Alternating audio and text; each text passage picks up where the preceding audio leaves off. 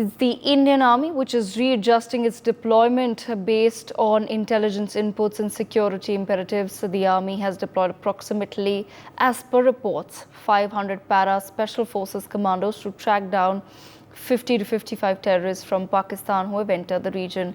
Intelligence agencies have intensified their operations in both the Jammu and Kashmir areas, focusing on dismantling the terrorist support network, including overground workers aiding the terrorists. Recently, the Jammu region has seen a spate of terror attacks. Earlier this week, 4 Jawans, including 1 officer, were martyred in an encounter in the Desa region of Doda. Prior to that, an encounter broke out in Lal Draman in Doda, but the terrorists managed to escape.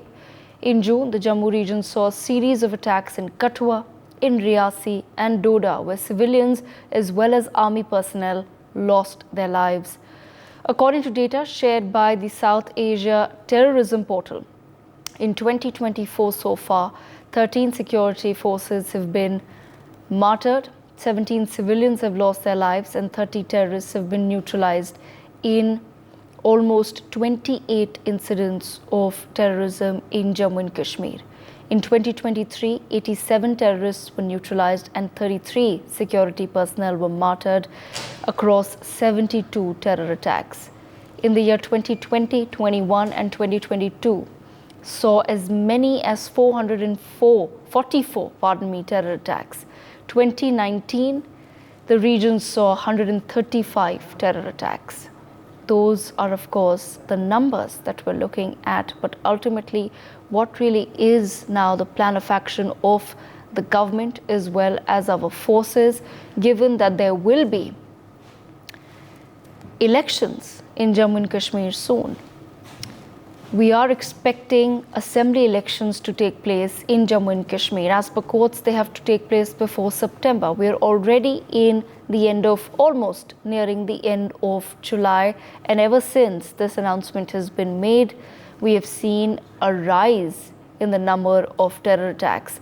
I will be, of course, taking this conversation forward with our guests, but I'm also being joined by my colleague Ajay Jandal from Jammu. Ajay, if you can take our viewers through the latest details. We know that the Army Chief is in Jammu to take forward a very crucial meeting. If you can just take our viewers through what really is the plan of action that we know so far.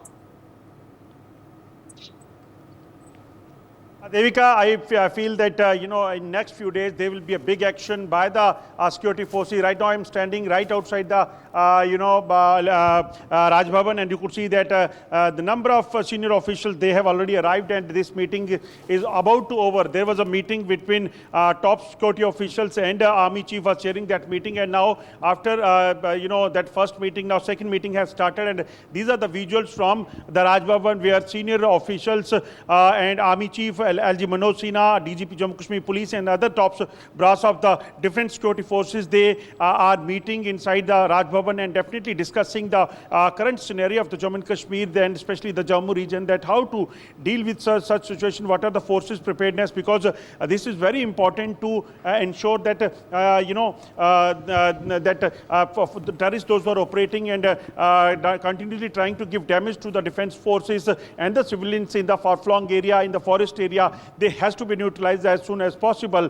Now, this is a major discussion among the forces which is going on during this meeting, that how to basically go for the, crackdown on the terrorists over here in the Jammu and Kashmir. And for that purpose, this meeting is going on, and a major, terror plan has been chalked out by the security forces to ensure that how to go inside the forest, how to, they have to start the combing operation, how to neutralize all the terrorists, those who are Jaish-e-Mohammed terrorists, most of them, because our sources are saying that about 50 to 60 terrorists, they have managed to sneak inside the Jammu region, and they are continuously basically trying to disturb peace over here in the Jammu region. And we have seen that in Kathua, after Riyasi attack in which Yatri bus was targeted, there was an attack on the army convoy in which 5 of our brave soldiers, they attained martyrdom. They were targeted when they were moving from one location to another, and after that, we have seen that 3 terrorists was killed in the Doda district, and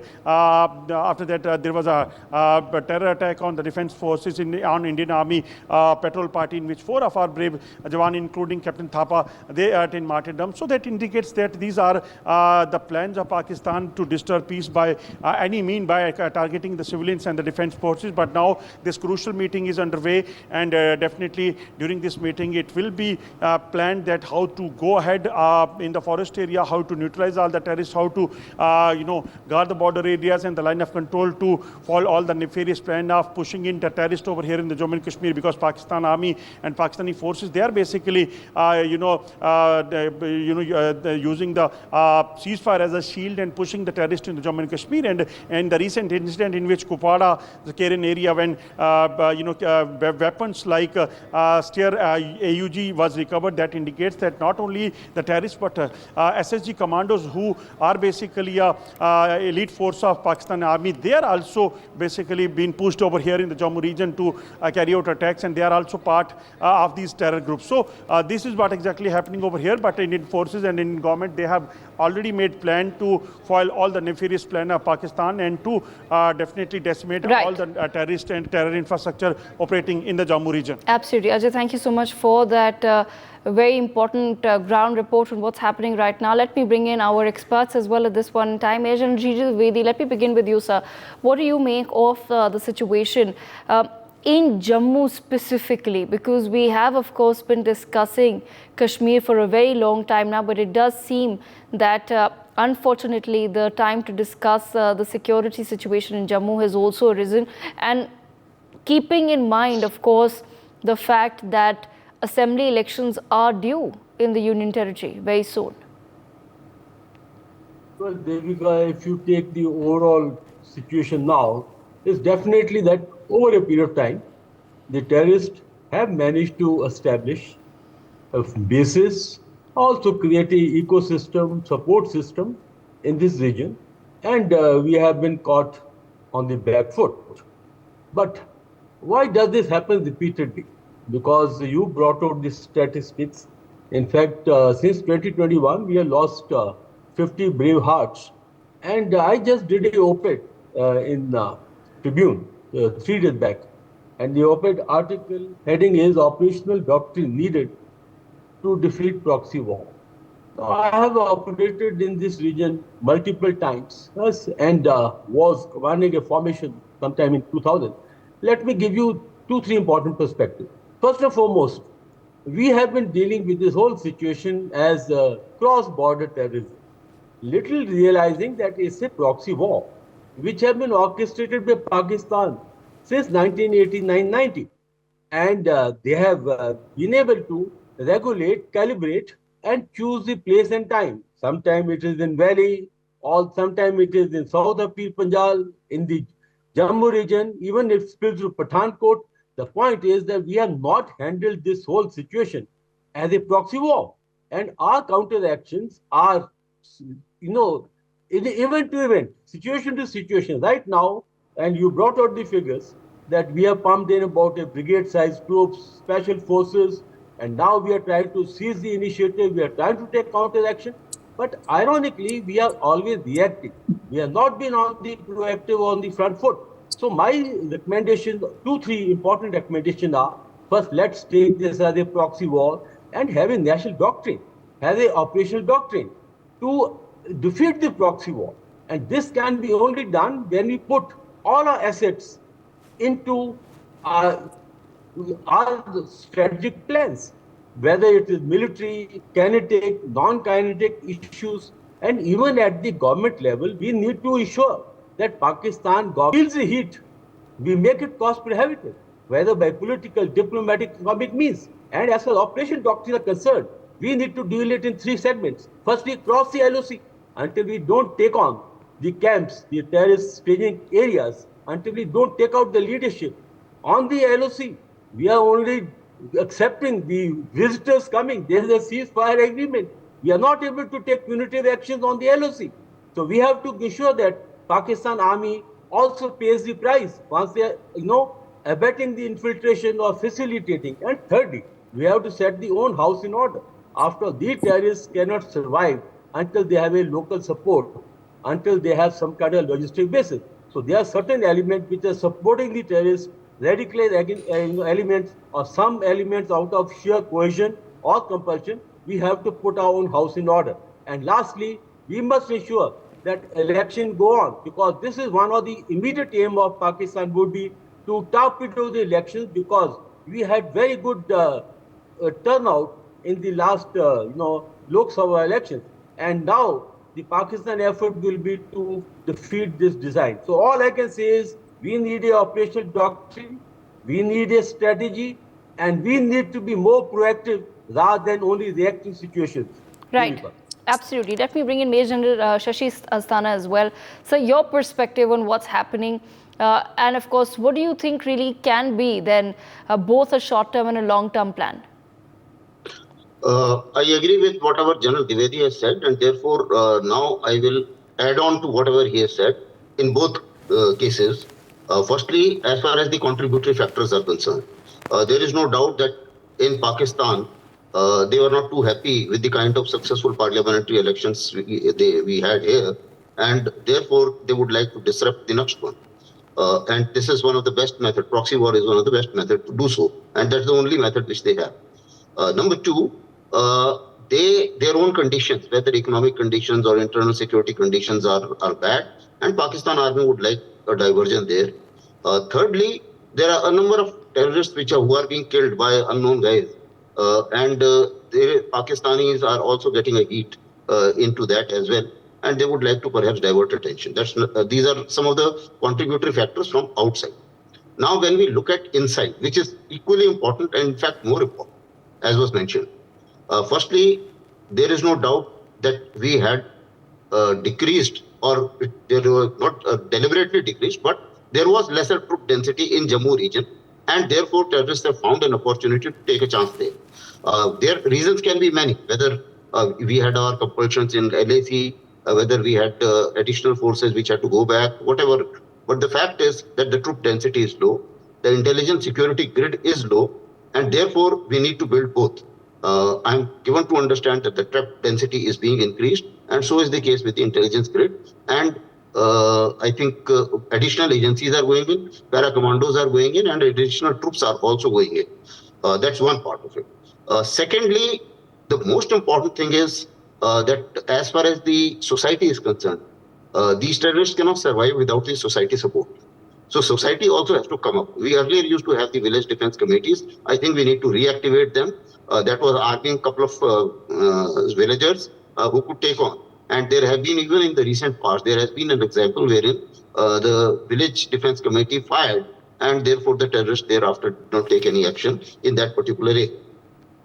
Next thing is that as far as, now let me look at the strategic plan from the Indian side. And connect it with connect the dots. See, we have to realize, and I think our political hierarchy has to certainly realize now, that we require more troops, and to have the adequate troop density because of the Alocization of LAC. So we need troops there, we need troop density there, and we also need troop density in Kashmir as well as in the other areas, whether it is Manipur or otherwise. We have been doing accretions of police forces, and we have not recruited 2.5 lakh of troops which were supposed to have been recruited during COVID period. We have not made up that deficiency. And perhaps there has been a feeling that perhaps because of the better technology, infantry soldiers are not required. Now that is I think misnomer, for the simple reason because we have seen all the armies, whether Israel or Russia or anybody else, if the war requires troop density of a particular troop density, and the kind of war which we are fighting, we are the only country in this world where we have two nuclear neighbors, both are belligerent, with both we have disputed borders. And therefore, the conventional option gets limited because both the sides, including ourselves, are nuclear. And therefore, this proxy war has to be tackled. Now, if you have to tackle it, you require human beings. You require human beings on LAC, and you require human beings in these areas as well. So therefore, this idea of not making up that kind of manpower I think needs to be sorted out. So Right. therefore, I would put it this way that certainly a lot of steps are being taken. I am sure there are options to teach Pakistan a lesson which cannot be discussed on television. People who are responsible, I am sure, must be looking at it and must be planning for it as well. So that's the second part of it. That is the proactive part which General Dwivedi was mentioning. And I'm sure there are overt options, there are covert options. If they can do proxy war, I'm sure India also has fair amount of covert options too. So I'm sure all these things would be looked at by the people who are involved in it and who are concerned with it. No more on the television, but certainly we require more manpower to be able to have adequate troop density in all the operational areas where we are involved. And the accretions are happening in the police because of their operational requirement. There is no reason why we shouldn't be projecting an operational requirement of this kind, and the accretion should not happen in army. Not accretions, I would say the deficiencies which have been caused because of recruitment not happening during COVID. Back to you, Devika. Right, absolutely. Let me bring in Major Dhruv Katoch as well. Major Dhruv Katoch, why do you think that there is a sudden focus now on the Jammu region, and what, as per you, sir, could be then the plan? Thank you, Devika. Devika, I think it is very clear that this sudden, the sudden increase of enemy activities in Jammu is caused by two factors. One is the elections, which has been very clearly brought about. And I think that is the most important reason, because once elections are held, and a series of elections have already been held at the ground level. What Pakistan is feeling now is that once elections are held and an elected government also comes back, then the narrative which they are trying to spin has got considerably diluted. And they want to show the world now that the situation is not normal.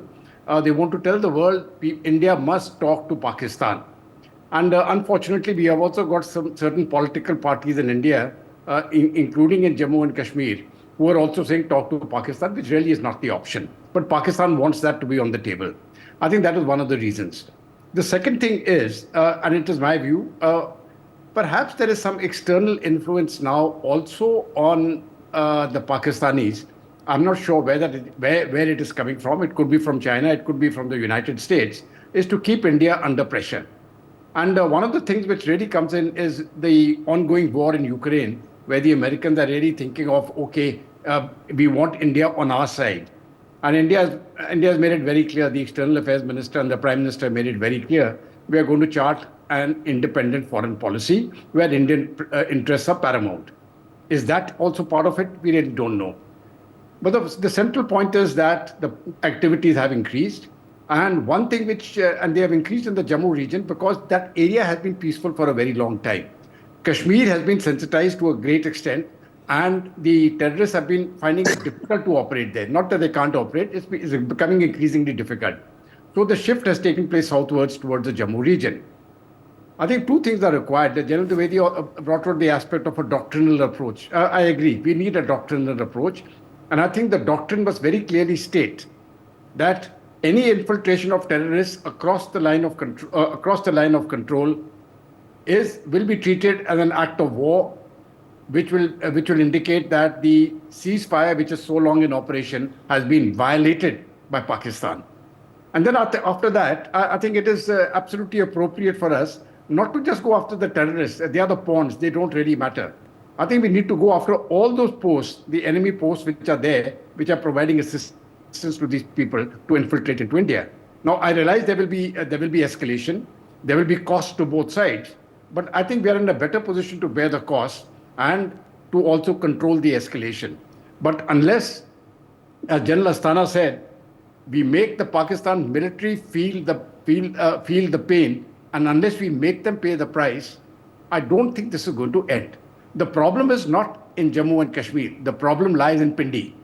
And that is where the Pakistani military headquarters are. And that is where the psychological pain must be given to those people to say, enough is enough and we can't take it anymore. The action will take place along the line of actual control or elsewhere. But the mind has to be impacted to the Pakistanis in their headquarters, either in Pindi or in Islamabad, for the political headquarters till their public themselves start crying out, no more, we cannot take this anymore. And I think the time has come. You have to make their military feel the pain. They are yet not feeling the pain. It's a very low-cost option to them to send in a few terrorists and have thousands of the Indian army getting deployed. Now, that is not the way. I think the entire situation has to be reversed. They have to be made to bear the cost. Let them put hundreds of thousands of troops on the line of control, on the LC.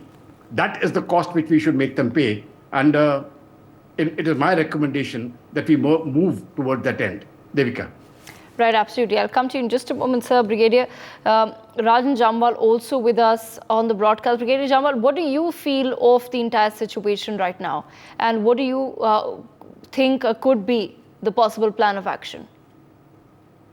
You see, as per the reports, these guys were around for about 6 months. 6 months back, there's about 40, 50, whatever the numbers are coming, had infiltrated. They sat through all this time. And the moment the national elections were over, they got into action, started hitting specifically military targets, some of the civilian targets also. So, and the second thing is, these guys are more trained and they have a more military bearing. I mean, some of the eyewitnesses or whoever has seen them, this is what they're telling me. These guys appear to me much more trained. So I have a suspicion, I agree with General Dhruv Katoj. This has, telltale signs of something beyond Pakistan. I mean, I think they could have been trained, say, Afghanistan and even beyond with tactical support of, say, even Chinese or maybe even the US deep state. Once they started getting activated, these guys have cultivated the civilians over a long time. So they had all the time to recce, plan, choose the targets, know the troop deployment, and thereafter, start acting. The question is now what we can do about it. Having a stated military doctrine is one thing. It has advantages, disadvantages. A lot of people will say, okay, ambiguity is a better option because it gives you more flexibility to do things your way. Notwithstanding, certainly the need of war is a punitive action on the line of control against the military post from wherever the infiltration takes place. Abrogating the ceasefire officially. Put some pressure on the Indus Water Treaty front. Put some pressure. Threaten them, take them this thing. Okay, we are put them on notice. We are going to segregate it. Right. Hit out on Pakistan economically, everything. Secondly, on our side, you see, the thing is, end of the day, these guys are operating with the support of our locals.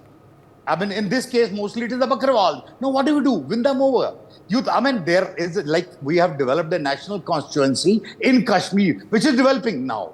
In Jammu, there was always a national constituency. These guys are working only for financial, there is no ideological in Jammu region. There is no ideological cause. It's only for financial reasons. So we have to win them over, contact the local leaders. Unfortunately, most of the local leaders belong to some political party and other who have got their own grind to axe. So we must encourage independent local leaders who are looking after the community, groom them. That is how we will re-establish a contact which was somehow lost once the force grid was removed from here and the intelligence grid which overrides on this force grid, itself suffered. So once you have to win it back, we must cultivate these ways, contact them, and once these guys who are their guides, ears, eyes, they come on our side. These guys could be anybody. They could have been trained in US. They could have been trained in any part of the world. They will be sorted out in no uncertain time. Secondly, we have to bring in more technology. You see, these days, there is a ground penetrating radars, foliage penetrating radars. They could have been easily fitted on helicopters and, we can just scan them. You're talking about special forces. I remember something like that. We had done 20 years back. Now the technology has much progress. Right. And we must invest heavily in these things. Invest heavily in these technologies. Okay. Major General at the same time, sir, bringing you back to the conversation, some reports coming out that further troops are being sent in, para forces are being sent in. Do you feel that there is a possibility then of the government actually giving a very, very strong message given the number of attacks we've witnessed in just the past few months?